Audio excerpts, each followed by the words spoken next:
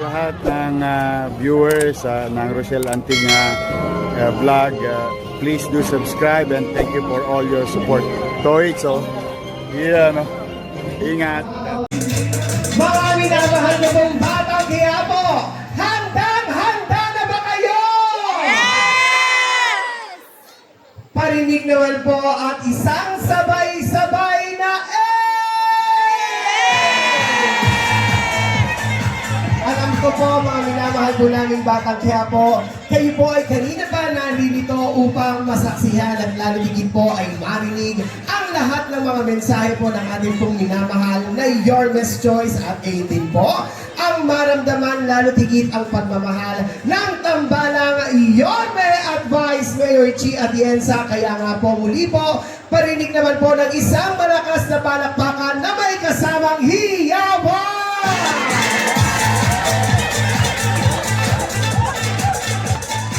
Subukan nga po natin kung sino po ang pinakamalakas ngayong gabi. Magpalakpakan nga po ang aking mga nasa Nangka! Aba, siguro hindi magpapatalo ang aking mga nasa Wakali! Subukan nga natin ang mga nasa harap! Ibang-iba talaga mga minamahal na taga-Distrito 3 at syempre alam ko po at ramdam na ramdam ko na rin po na talagang lahat tayo ay sabik na pong marinig ang tinig ng ating pong pinakahihintay ang talaga namang minamahal nating ikalawang Pangulo. Muli po mga minamahal ko pong mga taga-Distrito 3 ang taus-pusong pasasalamat po sa inyo. Maraming salamat po mga taga-Distrito 3. Handang-handa na ba kayo? Yes! At sa mga pagkakataon pong ito, isang malaking karangalan po ang ipakilala ang isang leader na kahit kailan ay hindi tayo iniwan sa gitna ng laban natin sa pandemya. Ang batang galing sa hirap, nagsumikap! Ang batang Maynila, Yorme Isko Moreno!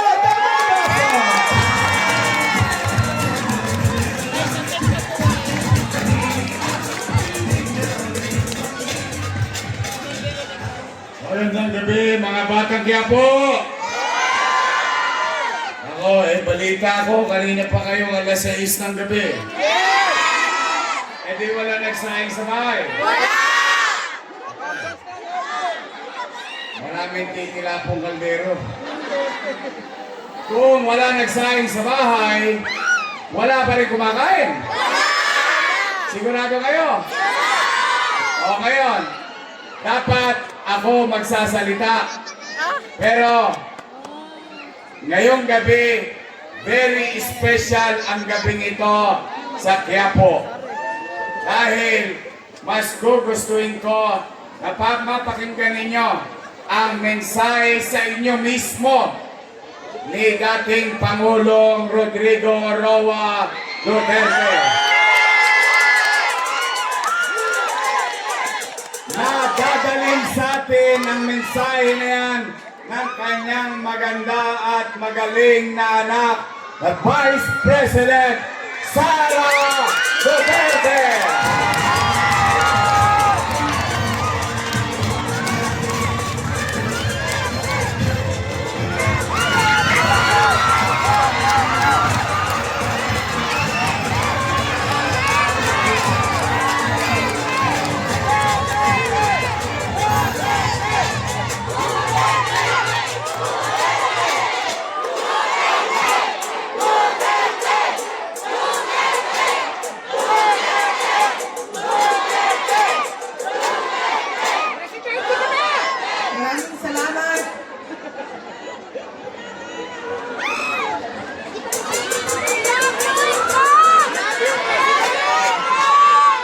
Assalamualaikum warahmatullahi wabarakatuh.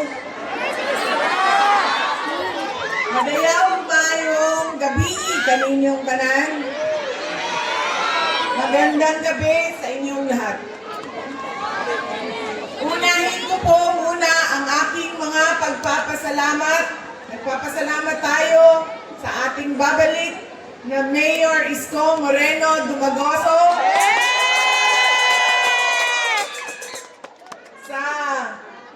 kanyang pagpapahiram sa atin ng stage, ng ilaw, ng kuryente, ng mikropono para mapaabot sa inyo ang aming mga mensahe ngayong gabi na ito. Pangalawang pagpapasalamat ay sa inyong lahat, mga kababayan, dahil marami sa inyo ang hindi pa kumakain, hindi pa nagluto, pero nandito galing pa sa trabaho, pero nandito kayo para makinig sa amin at sa aming mga mensahe para sa bayan. Maraming salamat po sa inyong lahat.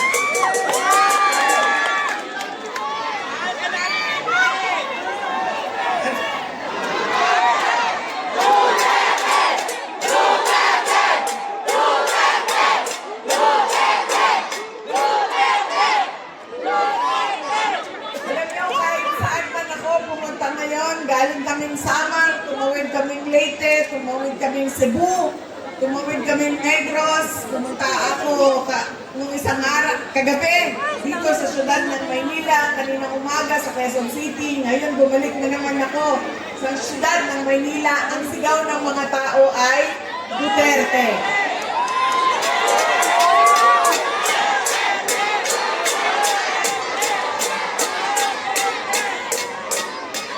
Baka lang po, nakakalimutan ninyo na hindi po ako kandidato ngayong eleksyon na ito.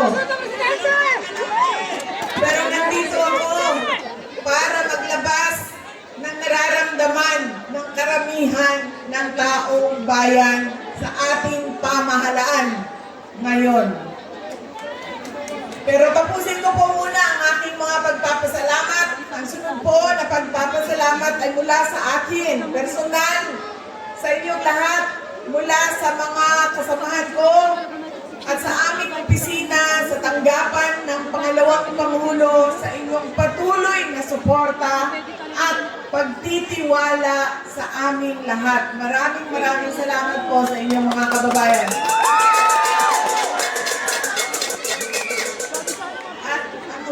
Pagpapasalamat ay mula po sa pamilya namin, ang pamilya Duterte.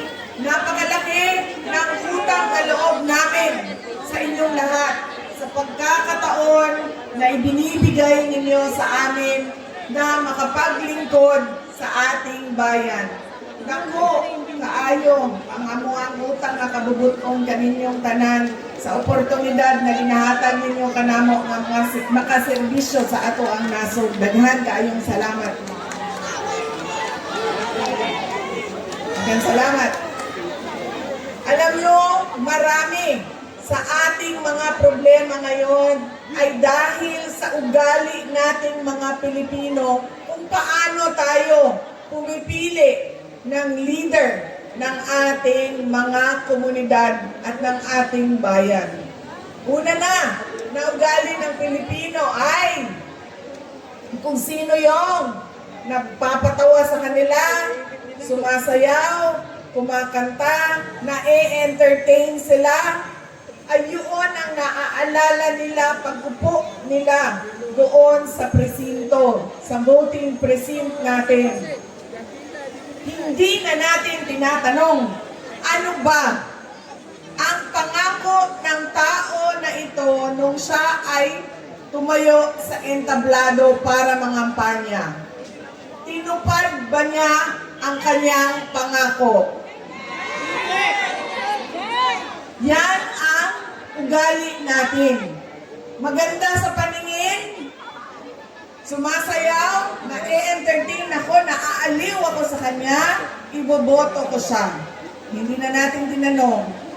Noong ba ikaw ay nangako na 20 pesos ang kilo ng bigas ay tinupad mo ba?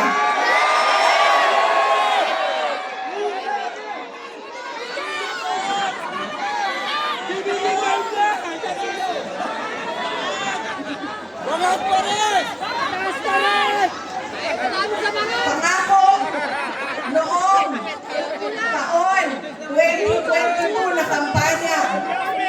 3 taon kinalimutan. At ngayon may darating na naman na halalan.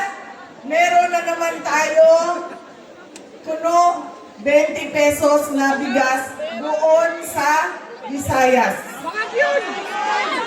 Na para bang nakalimutan na ang Luzon at Mindanao dahil hinahabol ang boto ng Visayas.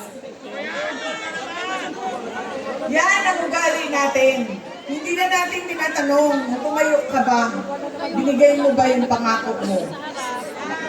Pangalawang ugali ng mga Pilipino sa pagpili ng kanilang mga leader. Galing sa pamilyang mga politiko, galing sa sikat na apelyido, na endorso ng sikat at mahal natin na tao ay automatic ang boto natin. Hindi dahil Duterte yan, ay automatic ang boto ninyo. Dapat tinitingnan din ninyo ano ba ang kapasidad at abilidad ng tao na ito. Duterte ka, pero ano ang kaya mong gawin para sa bayan? Kailangan ko banggitin na ang congressman ninyo dito sa distrito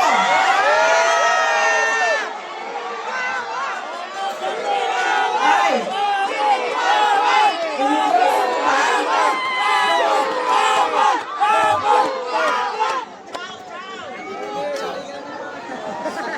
yan. Ano yun? Ang sampon na automatic yung boto natin, sikat, endorsement sikat, galing sa pamilya ng mga politiko Duterte, boto natin yan. Ganyan ang ugali nating mga Pilipino. Alam nyo, yung congressman nyo, si Joel Chua ba yun?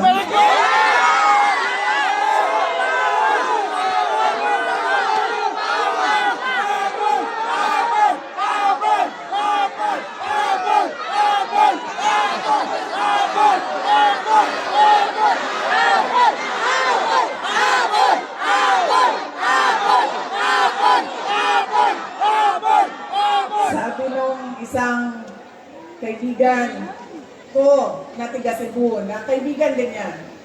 Sabi niya, pare, bakit mo naman ginaganyan si Sara? Wala naman niyang ginawa sa iyo. Sinisira mo ang pangalan.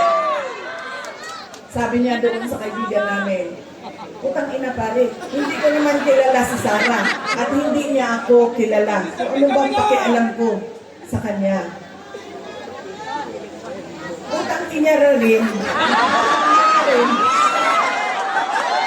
Andito ako ngayon sa distrito niya.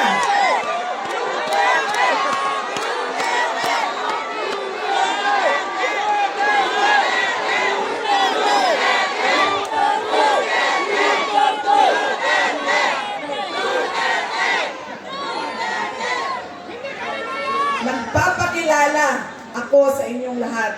Ako, si Sara Duterte. Kaya ko makipag-away sa kanal.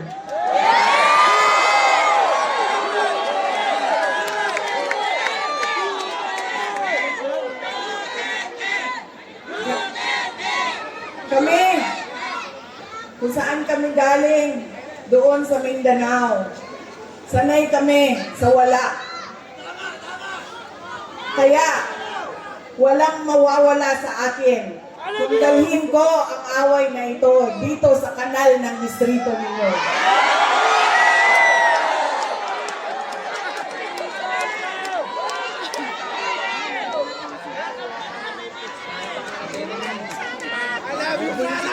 Mga sis, saan kayo galing?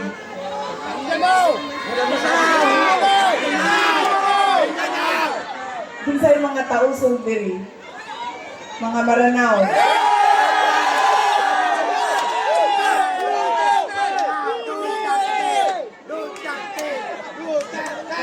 Bisaya.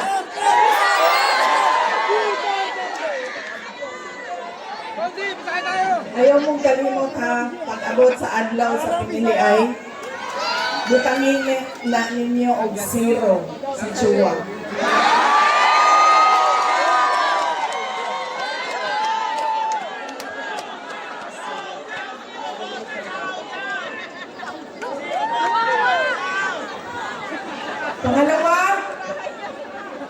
sikat na apelido, pamilyang politiko, ang gali ng mga Pilipino sa pagpili ng kanilang mga leader. Kung sino yung may pera at bumibili ng boto, ay binibigay natin ang ating pagkatao sa kanila. Alam nyo, galing akong Bacolod, galing akong Manila, kahapon, Quezon City, tinatanong ko ang mga tao, magkano ba ang bilihan ng boto? 2,000, 3,000.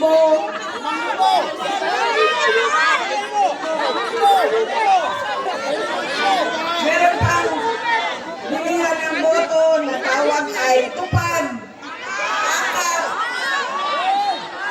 ait, maip,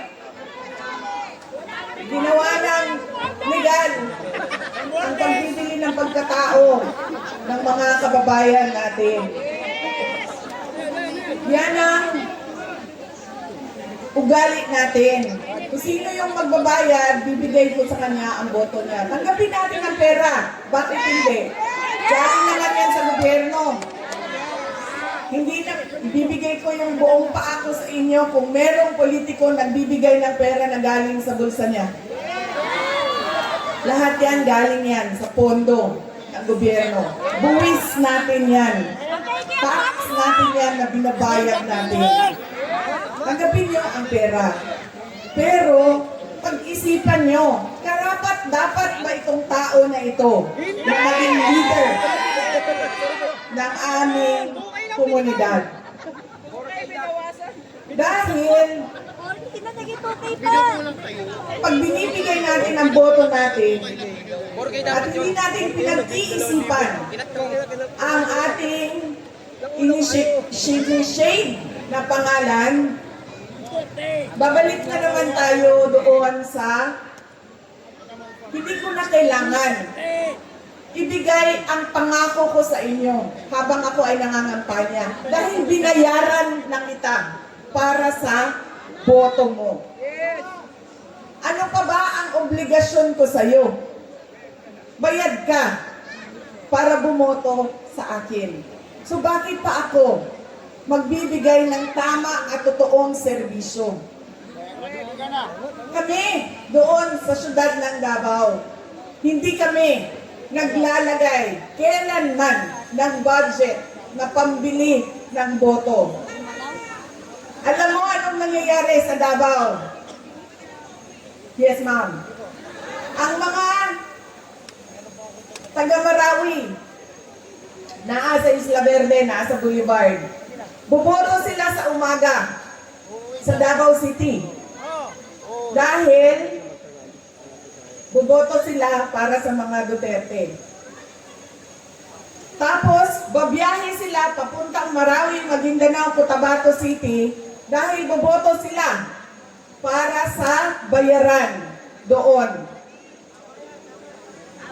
Diba? Truck kayo na bumabiyahe panahon ng halalan para kumuha ng pera sa mga kapitbahay. Mga flying voters, ilang beses ko na yan sinabi sa COMELEC. Kailangan automated ang listahan ng mga tao. Dahil kung hindi ninyo ginawa yan, at hindi niyo biometrics yan, ganyan lagi ang kultura ng ating halalan. Boboto dito, lilipad sa Bulacan, boboto doon, tatanggap. Ganyan sa amin. Hindi kami nagbibigay. Boboto sila, sa umaga, pabiyahe sila, tapos boboto sila doon sa kapitbahay namin. Doon kasi may bigayan ng pera. Yan ang nangyayari sa atin. Sabi ko nga, walang problema. Kunin natin ang pera. Pero pag-isipan natin ang ating mga leader. Dahil yan ang kinabukasan. Yan ang pagdadala sa atin sa tama o maling kinabukasan ng ating bayan. Alam niyo, masakit sa akin yung pagbibili ng boto. Dahil nga, nawawala yung respeto ng tao sa isa't isa. Nagiging transaksyon. Mahalin mo ako, bayaran kita. Pag hindi mo ako bayaran, hindi kita mamahalin. Nagiging transaksyon ang ating mga relasyon sa ating mga kababayan. At masakit sa akin dahil sino ba at kaninong boto ba ang binibili ng mga politiko? Sa mga mayayaman ba? Sa mga mataas ba ang trabaho at natapos? Mga doktor, binibili ba ng 2,000 ang kanilang boto? Mga engineer na kumikita ng 1 milyon isang buwan, binibili ba ng 2,000 ang kanilang boto? Hindi. Ang binibili ang boto, yung mga tao na araw-araw naghihirap, nagtatrabaho, naghahanap buhay dahil ang 2,000 ay napakalaking bagay para sa pamilya nila. Yung mga taong naghihirap at walang-wala. Masakit yun. Dahil pinagsasamantalahan yung kahirapan ng mga tao. Dahil ba walang-wala ako, bibilhin mo na ang aking dignidad at prinsipyo. Yan ang ugali natin, mga Pilipino. Kung sino naaalala, bahala na. Hindi ko na tatanungin kung ibibigay mo ba pangako mo. Kung sino yung sikat, kung sino yung malaking pamilyang politiko. At binibigay natin yung pagkatao natin sa taong magbabayad, sa tamang presyo. Kaya kailangan, madami nagtatanong, ano bang magagawa namin? Ano bang matutulong namin kay Sara? Wala na kayong matulong sa akin. Tumulong na kayo. Ginawa niyo na akong pangalawang pangulo ng ating bayan. Oh. Susunod yun, sir. Pero, sandali lang, sir. Nandito muna tayo. Huwag niyong kalimutan, hindi ako kandidato. Botante ako ngayong eleksyon na ito. Nagpapaalala ako sa inyo kung ano yung dapat gawin natin. Baguhin natin ang ugali natin sa pagboto ng mga kandidato. Ilang araw na ako umiikot sa iba't ibang lugar sa Visayas. Baka dahil naging 20 pesos yung bigas doon dahil umikot ako doon, dahil ako sa Marilete. Ako napaisip pa. Kaya, oo nga eh. Bukas 20 na yung bigas na nito kasi kumaan sa iba. Salamat ka sa akin! Ngayon lang ako napaisip ka na. Galing ako sa Marilete, Cebu, Negros. Bacolod, Negros Occidental. Lahat ng madaanan ko, Manila, Quezon City, nagtatanong, kamusta na ba si dating Pangulong Rodrigo Duterte? Yes! Ang dami ng mga hindi ko kilala nagsasabi, ikamusta mo kami kay President Duterte? Kahit hindi kami magkakilala mga kababayan natin kung saan-saan. Okay lang po si Pangulong Duterte. Wala naman po siyang problema sa sakit. Ang kanya lang ay hindi siya marunong sa gawaing pambahay. Hindi siya marunong maglaba, hindi siya marunong magluto, at hindi siya marunong maglinis ng kanyang kwarto. At isa pa doon, siya ay may edad na, 80 years old, si Pangulong Duterte. Basta may zero cock doon. Isa daw? May zero. Zero cock zero! Sabi ko sa kanya, alam mo, ang magaling dyan, itlog na lang, halu-haluin mo lang yan, dagdagan mo ng asin at paminta, tapos lutuin mo sa mantika, okay na yan. Sabi niya sa akin, hindi nga ako marunong magpakulog ng tubig, magpaluto ka pa ng itlog. Yun lang naman ang kanyang challenges o nahihirapan siya doon sa loob. Noong may kumpiro doon sa resupply kasi may vendo siya. May vendo sila. Noong kanina tumawag siya sa akin. Ganun pa rin, nakamusta ko siya. Kamusta ba? May nararamdaman ka ba? Masakit ang ulo mo, masakit ang tuhod mo. Sabi niya, hindi. Masakit lang ang aking puso. Sabi ko, sabihin mo sa doktor. Sabi niya, bakit masakit ang puso mo? Sabi niya, ay, nawala na kasi ang mga girlfriend ko.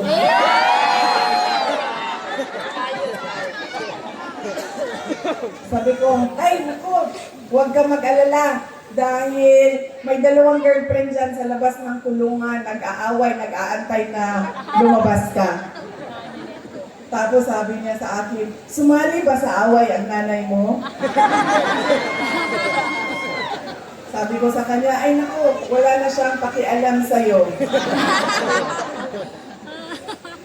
Yan po ang update kay Pangulong Duterte. Sabi niya kanina, kailan mo ba ako ilalabas dito sa detention center? Sabi ko sa kanya, relax ka lang dahil mamayang gabi meron kaming meeting doon sa distrito ni Joel Chua. So, distrito ni Apple Neto.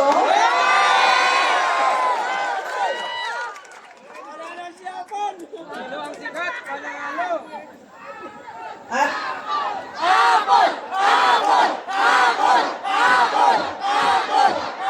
Asan yung apple ko? Ano yung apple ko? Hala, may apple. Pulang-pula na apple ko. Nag-lustag na nga ito ang apple. Namutla ko. Apple ko. Bakit namumutla itong apple na ito?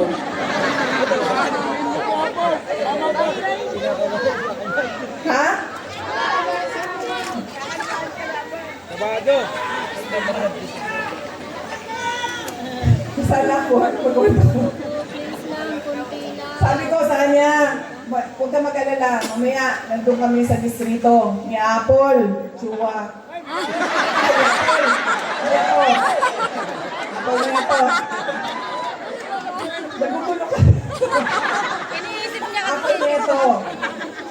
Pag-uusapan namin kung paano ka namin kidnapin diyan sa Hague at ibalik sa Pilipinas. Sabi niya, huwag mo akong kalimutan dito dahil mabubulok ako dito. Sabi ko sa kanya, Bias, patay tayo dyan. huwag ka mag-alala. Marami ang nagdadasal sa Pilipinas at sa buong mundo para maibalik ka sa ating mahal na inang bayan.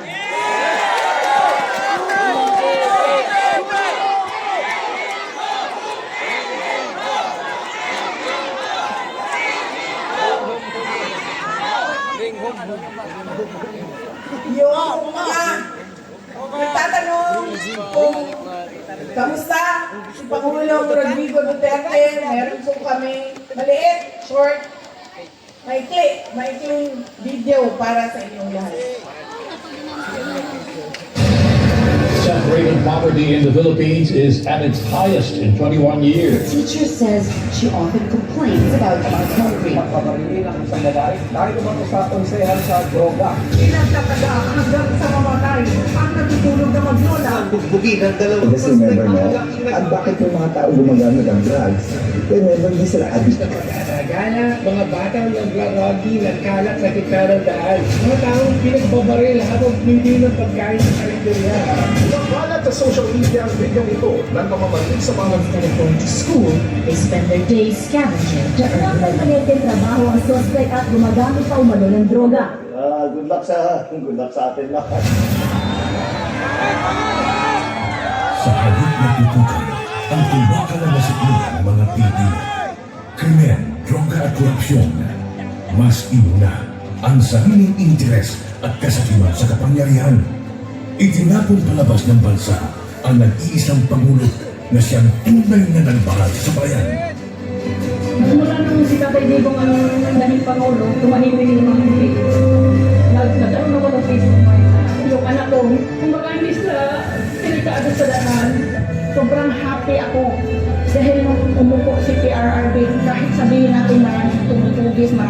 tungkol sa kanyang war on drugs. Pero majority po sa atin ng mga Pilipino, pwera na lang doon sa mga drug lords, mga drug user, mga ano yun ang ayaw eh. Pero kami, lalo kami po, naramdaman namin ang safety sa aming pamilya. It's a time to be powerful and a time to be just a nobody. I used to describe the brightest star there was mine, shining brightly. And in a few days, I will be just Enrique Duterte from Danao City. At salamat. Lubos na minahal ni PRRD ang PNP at AFP. Pag ako ang nanalo, kaagad doblado ang sweldo ng pulis pati militar. Pero sinalan mo pala ang gagamitin laban sa kanilang dating Commander-in-Chief. Hihilahin yan. Hihilahin yan. Hihilahin yan. Ano ba ang damage ng government interest? Kung hintayin ko lang yung dalawang anak. Walang dalating sa'yo. Huwag ka tayo mag-disbagay ito. This is the best for the game. Hindi po guys! Hindi po kanina. Believe me, sir. Hindi nyo ba gusto na nasa mga order?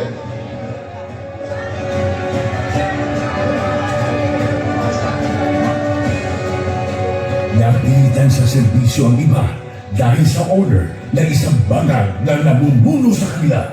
Tama to, Tingin, Brigadier Sergeant, kung taking into custody an international criminal Ang court. yun ang simula ng paghiyap ng damdamin ng mga Pilipinong nagmamahal kay Tatay Digong.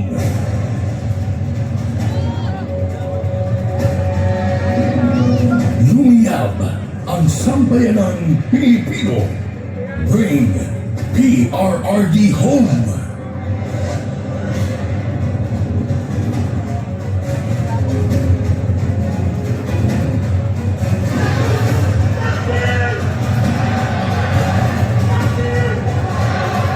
Iisa lang ang sigaw.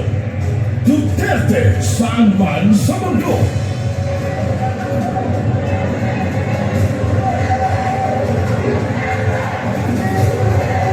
Nagagalit ang taong bayan dahil ramdam ng lahat na walang nagawa ang administrasyong ito. Hindi sariling mithiin. Nais nating katawanin ang nagkakaisang damdamin ng milyong-milyong Pilipino at isabinin ang kanilang pinag-isang mithiin para sa isang mapayapa at nagkakaisang Pilipino.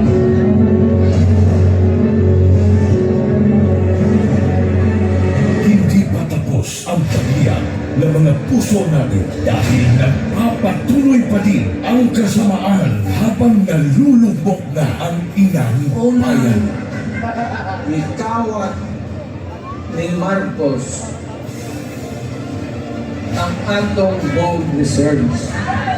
Sa pagpapatuloy na oral arguments sa 89.9 billion peso transfer ng tondo ng Philippine Health Insurance Corporation sa National Treasury. Muling binusisi ng mga maestrado ang paggamit ng ahensya sa perang mula sa mga kontribusyon ng mga miyembro nito. Aminado ang DOLE at DSWD na walang listahan para sa mga beneficiary ng ayuda sa Kapos ang Kita Program o AKAP. Sa tuloy na nila nagagamit na sa politika ang AKAP. Hindi na pala 7-7, meron pang 30-30-30. Yung 30-30. Yung 30-30 naman, kung ikaw ang host ng sorting, you get 30 million, 90 million lahat yan. 30 million AX or ATA, 30 million na MAIT, and 30 million na upad. Sa kanyang 15 taong karanasan bilang kongresista, ngayon lang daw nakakita sa Davao City Representative Isidro Ugar ng ganitong sistema sa Bicameral Conference Committee. Ang pinutukoy niya ay ang mga blankong line items sa Bican Report ng 2025 National Budget na anay labag sa batas. Partikular dito ay ang missing budget amounts sa Department of Agriculture at ang program funds na anay bilyon sa halaga.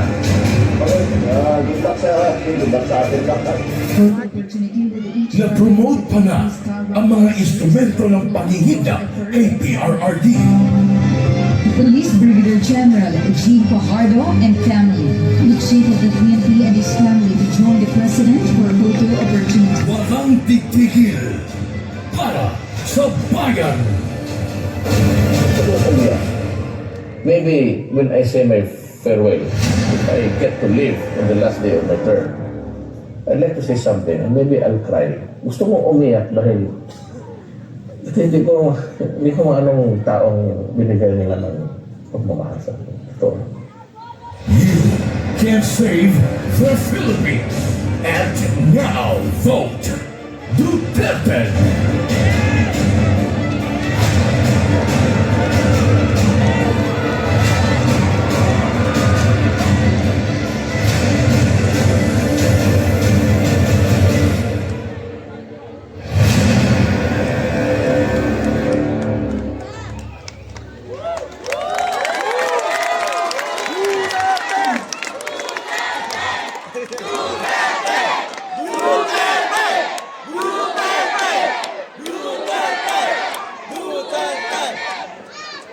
Sino yung mga maranaw dyan sa likod niya?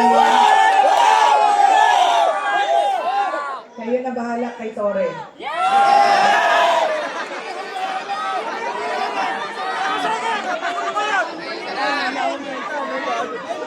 Si Congresswoman Apple Nieto na ang bahala kay Joel Chua sa tulong ninyo.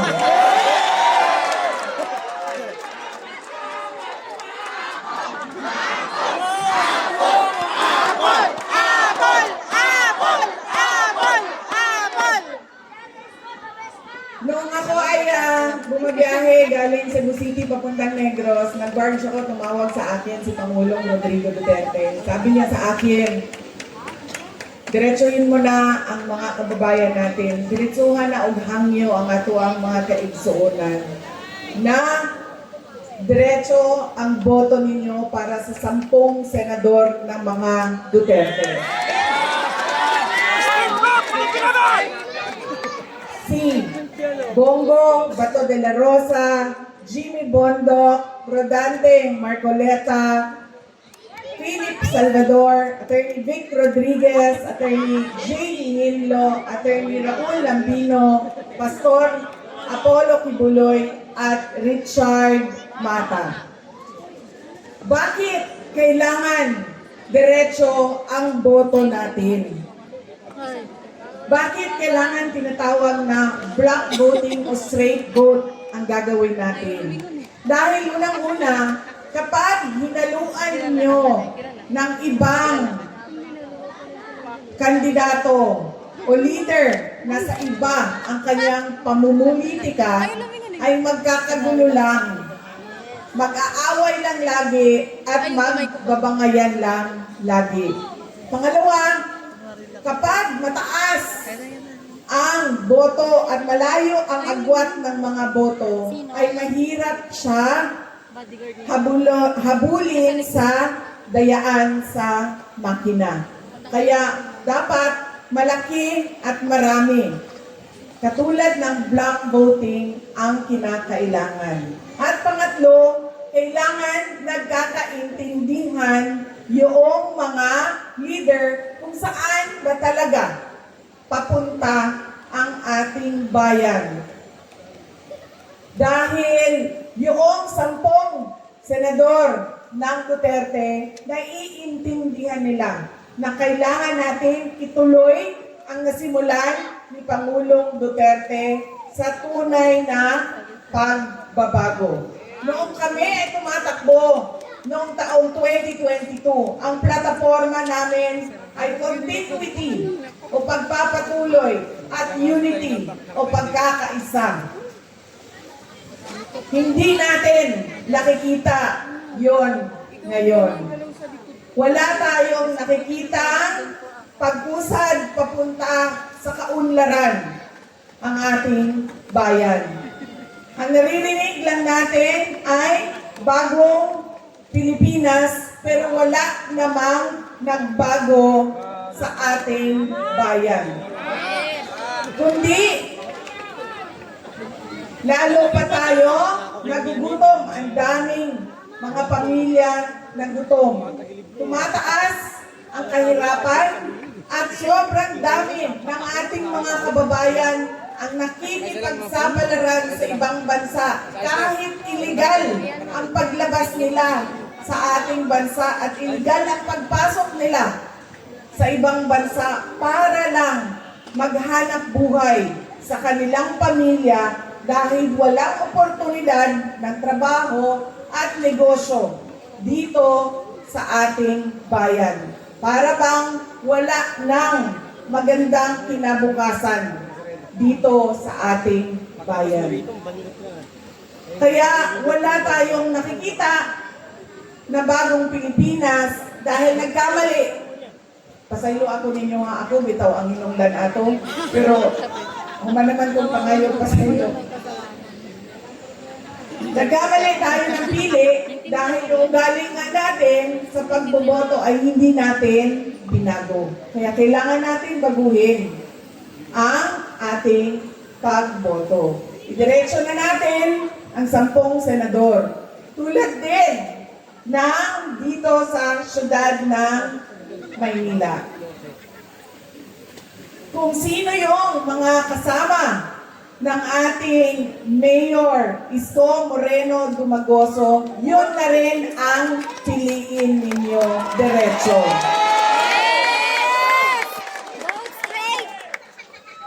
Dahil, tulad ng sinabi ko sa kanila, kung pipili kayo ng mayor dito, pipili kayo ng vice mayor sa kabila, pipili kayo ng 2 konsehal dito, 3 doon, o ilan bang, hati-hatiin ninyo ang boto, magkakagulo lang din ang inyong lokal na pamahalaan. Hindi makakagalaw ang mayor ninyo. Hindi din makakagalaw ang vice mayor ninyo. Kaya kung pumili na kayo, na ng kay Mayor Isko Moreno kayo, lahat ng kasama na ang ating Congresswoman Apple Nieto ay iboto na ninyo.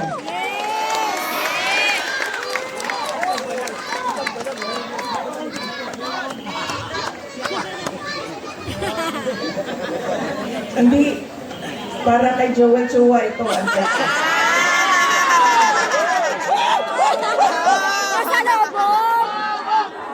Sabi ng bata, kasi sabi, bigay daw yung apple. Ibibigay ko itong apple na ito kay Apple Nieto. Ma'am, saksak mo ito sa bibig ni Apple Chua hanggang sa kanyang lalamunan, hanggang siya ay mamatay. Apple na yan.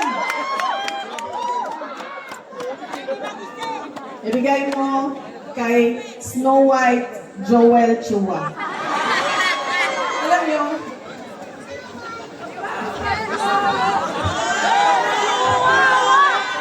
di ba si Snow White kumain ng apple, tapos nabilaukan.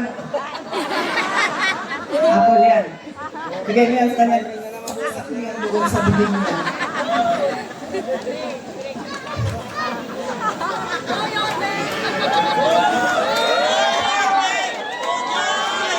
Si Joel Chua ba?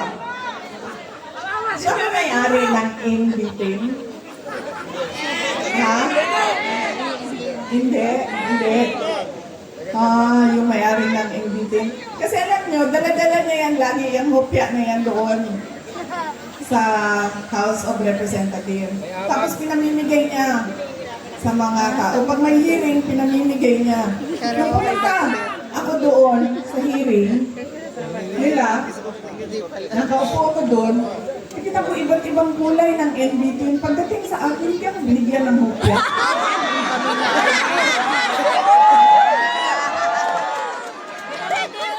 Hindi ako nagugutom. Hindi ako dapat bigyan ng hopya. Tapos, sinasabi niya, abogado siya, nung nandoon ako at pinapaot niya ako, magsumpa ka. Sabi ko, bakit ako magsumpa? Nakalagay sa rules ninyo, ang manunumpa lang ay witness. Hindi naman ako ako witness dito. Resource person ninyo ako. So bakit ako manunumpa?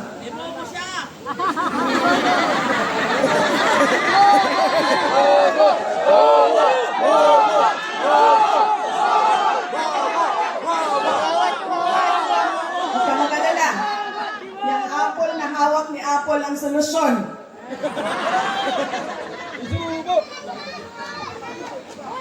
Tapos, sige na. Huwag na yan, si Inday Sara, hindi sumasagot. Hindi niya masagot. Blah, blah, blah. Blah, blah, blah. Tapos sabi ko, okay, sige, walang problema. Pinatawag nila yung mga kasamahan ko sa aming opisina. Walang problema. Sabi ko, anong gusto ninyo? O sige, pupunta kami. Kaya naman namin sagutin yan lahat. O di sige. Pagdating doon, kinulong na niya yung isang kasama namin, si Yusek Lopez. Nagalit na ako. Dahil ako naman yung hinahabol ninyo. Ako yung gusto ninyong paalisin. Ako yung gusto ninyong sirain. Bakit nyo dinadamay yung mga kasama ko sa opisina? Sinabi niya, pasensya na.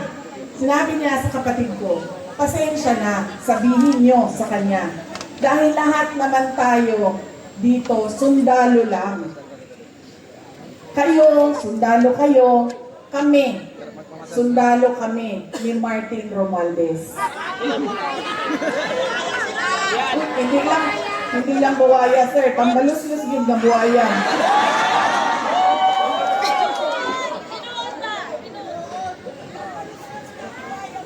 Sinagot siya ng kapatid ko, sundalo tayong lahat, pero kami, sumusunod kami sa tamang orders. Hindi kami sumusunod sa mali. Yan! Hindi ko nga alam kung paano nyo napili yan si Joel Chua, pero nasabi mo sa atin. Yan ang karakas ng inyong congressman.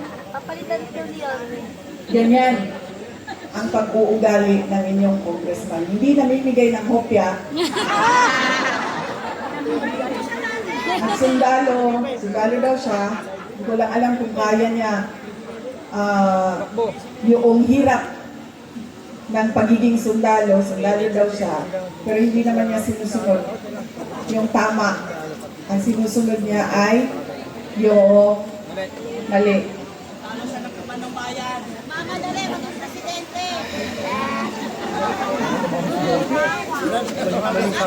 Nakalimutan ni Joel Chua nung sinisira niya yung pangalan ko na hindi ako kandidato ngayong eleksyon na ito. Walang mawawala sa akin. Nawala naman ang pangalan ko dahil kinuha nila at niyuraakan nila. Pero nakalimutan niya, kandidato siya ngayong eleksyon na ito. Kaya ano ang dapat nating gawin para kay Apple nito? O hindi lang iboto, ano pa ang dapat nating gawin? Ikampanya. Idala sa lahat ng mga presinto at sabihan ang ating mga kasama, bigyan nyo ng 0. Yan po. Tangkinang Joel Chua.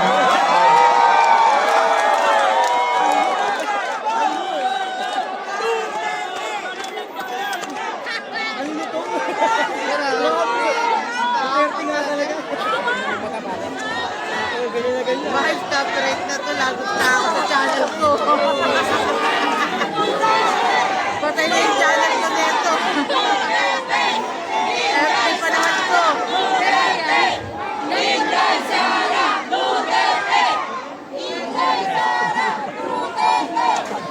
Mga kababayan, ang lahat ng ginagawa natin ay para sa Diyos, sa bayan, at sa bawat pamilya Pilipino. Syukran.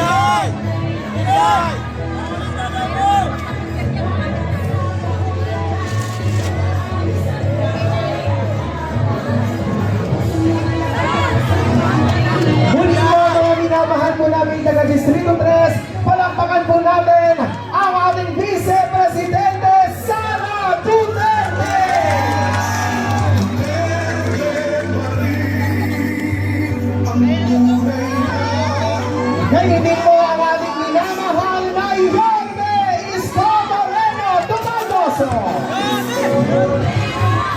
Kasama po ang ating nagiging Vice Alcalde, Vice Mayor, Chief of Police.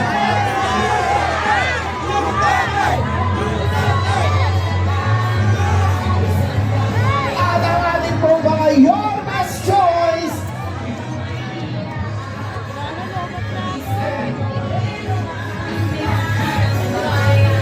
Sa mangunguna po ng ating magiging kinatawan, Congresswoman Apo Nieto!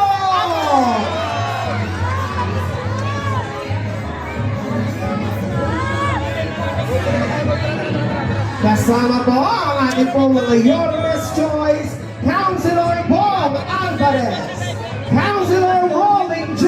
De La Cruz, Councilor Mocha Uson, Councilor Chris Tagre, at Councilor Don Sarkar.